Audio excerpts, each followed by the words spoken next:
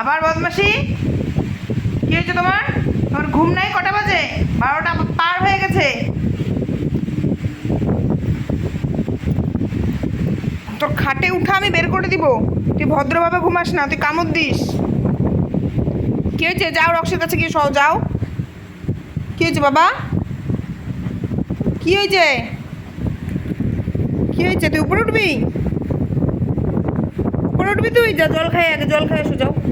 যাও জল খাই আসো, যাও। জল খাও, যাও।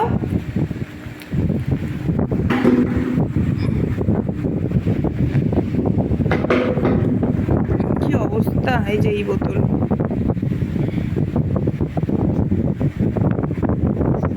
উঠবি? উপরে উঠবি? শান্ত হয়ে থাকবি তো? ঠিক আছে, চল উপরে উঠে যাও।